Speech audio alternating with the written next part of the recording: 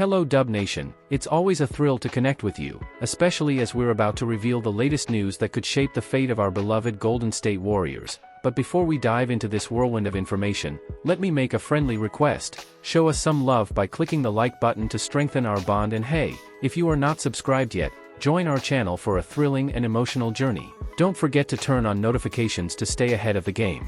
The young playoff team poised to challenge the Golden State Warriors in free agency. The Golden State Warriors are among several NBA teams facing limited financial flexibility this offseason, leaving ample opportunities for the few with cap space to make their presence felt in free agency. One such team is the Orlando Magic. After making the playoffs for the first time since 2020, they will have up to $35 million in cap room and potentially $60 million if they decline team options for Joe Ingles and Mo Wagner, along with waiving Jonathan Isaac's non-guaranteed contract. Already heavily linked to Klay Thompson, the Orlando Magic could also make a play for Chris Paul from the Golden State Warriors. Looking to take the next step behind young star Paolo Banchero, the Magic could shake up the league with a substantial offer for one or multiple free agents. The Warriors are one of those teams that need to tread carefully, with the young Eastern Conference team already heavily linked to free agent Klay Thompson. According to Shams Charania of The Athletic on Monday, there is mutual interest between Thompson and the Magic. But the veteran sharpshooter isn't the only Warrior who could be on Orlando's radar, with Chris Paul also a potential option should he become a free agent, as expected. Discussing the Magic's roster needs ahead of the offseason, Ryan Russillo of The Ringer identified Thompson and Paul as fits for the franchise on a recent episode of the Bill Simmons podcast.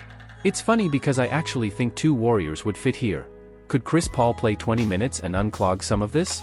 I don't know what people think of Chris Paul right now, and I don't know if this team would be good enough for him to sign for less money. Paul has a non-guaranteed $30 million deal for next season, a contract the Golden State is likely to waive unless used in a trade. Assuming he is waived, Orlando would have the opportunity to pursue the 12-time All-Star as a free agent. The 12-time All-Star has proven capable of 20 to 25 minutes per game with the Warriors, averaging 9.2 points and 6.8 assists on a healthy 37.1% from three-point range. Would Paul be interested in Orlando as a new destination? Perhaps not, but it makes sense from a basketball perspective, and the opportunity to play alongside a rising star in Banchero should be appealing. While it's unlikely the Magic land both Paul and Thompson, it's a plausible scenario, and they certainly remain the biggest threat to the Warriors in terms of potentially losing the veteran duo. Warriors forward Draymond Green proven right in NBA's controversial decision. Golden State Warriors veteran Draymond Green knows a thing or two about suspensions, so it's fitting that the 34-year-old player has been proven right in his thoughts about Jamal Murray's indiscretion on the court on Monday. Murray let his frustration overflow during the Denver Nuggets' shocking home loss to the Minnesota Timberwolves, tossing a towel and a thermal pad from the bench onto the court and towards a referee during the Game 2 defeat. Golden State Warriors forward Draymond Green criticized those calling for Jamal Murray's suspension following the incident in Game 2. Many believed the misconduct warranted a suspension, which could have been the tipping point for the Nuggets, who now head to Minnesota in serious trouble, trailing 2-0 despite Rudy Gobert's absence for the Timberwolves on Monday. In a new podcast episode on Tuesday, Green expressed frustration with fans and media immediately clamoring for the suspension of the 27-year-old Canadian. It's crazy how people automatically start calling for suspensions nowadays. I really don't understand that. Draymond Green. Despite the belief that a suspension was imminent, the NBA announced a $100,000 fine for Murray on Tuesday, meaning he will be eligible to play in what is essentially a must-win game for Denver on Thursday. Murray was not penalized at the time, with referees missing the toss of the towel and thermal pad while live play continued late in the second half. Crew chief Mark Davis said a technical foul would have been warranted had it been seen, but not an ejection absent a determination they were deliberately thrown at a referee. Green may be one of the most well-versed individuals to speak about suspensions, given his history. The four-time NBA champion has been suspended for 6 different incidents throughout his career, including 2 this season, which began with a headbutt on Gobert in a game in November. Green then missed 16 games for striking Jusuf Nurkic in a game against the Phoenix Suns on December 12, which has since seen a war of words between the former Defensive Player of the Year and the Bosnian big man. Murray will look to bounce back from a disastrous outing in Game 2, where he finished with just 8 points on a paltry 3 of 18 shooting. The Nuggets aim to become only the 6th team in NBA history to come back from a 0-2 deficit while on the road for Games 3 and 4. Draymond Green's harsh approach on Rudy Gobert of the Timberwolves missing Game 2 against Nuggets due to childbirth. Rudy Gobert missed Game 2 of the Minnesota Timberwolves second-round series against the Denver Nuggets while flying from Denver to Minneapolis for the birth of his child. While many praised Gobert for being present at such a special moment in his and his family's life, others disagreed, including Gobert's longtime rival, Draymond Green. Green, a four-time NBA champion with the Golden State Warriors, has been one of Gobert's most persistent critics over the years.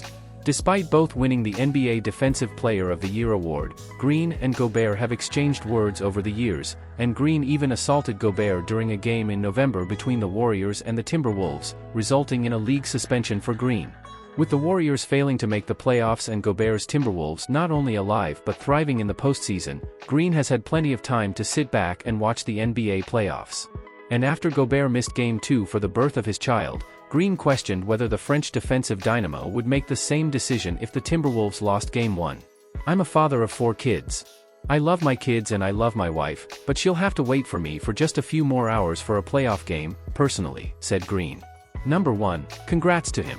Whenever we bring new life into this world, it's something special, and that's something that, as I said, as a father of 4 kids, I don't take for granted. But I also try not to take this game for granted. So when I heard Rudy wasn't going to play, I thought, wow. To me, it almost felt like you were almost profiting. Because my immediate first question was, if they lost Game 1, would the approach be the same? If you lost Game 1 and risked going down 0-2, would the approach be the same or would you be there? Rudy Gobert and Timberwolves moving through the playoffs. Despite Rudy Gobert's absence, the Minnesota Timberwolves secured a 106-80 victory in Game 2 in Denver. The decisive win gives the Wolves a 2-0 lead in the series, and with the series now shifting to Minneapolis for the next 2 games, the Timberwolves have a real chance of sweeping the reigning NBA champions. If Minnesota manages to do so, it would result in consecutive sweeps for the Timberwolves, who eliminated Kevin Durant, Devin Booker, Bradley Beal, and the Phoenix Suns in a dominant series in the first round. The Wolves' defense suffocated the Suns' offense for most of the series, and Anthony Edwards proved to be arguably the fastest-growing player in the NBA today. The Timberwolves still have work to do to finish off the Nuggets. Jamal Murray and Nikola Jokic, the latter of whom will likely be named MVP of the league for the 3rd time, led the Nuggets to back-to-back 3-1 comebacks in the 2020 playoffs and showcased their true potential as a duo last postseason when the Nuggets paved the way for the franchise's first NBA title in history. Gobert, Edwards, and the Timberwolves host Game 3 in Minnesota on Friday at 8:30 p.m. Central Time. Do you believe it is worth investing to ensure our future success? Share your thoughts in the comments below. Thanks for tuning in for the latest Warriors news. We hope you enjoyed this in-depth analysis and insights. Don't forget to subscribe to our channel to stay up to date with the most exciting team in the NBA. Until next time, let's keep rooting for the Warriors to success, and as always remember to hit the like button. Your support means a lot to us.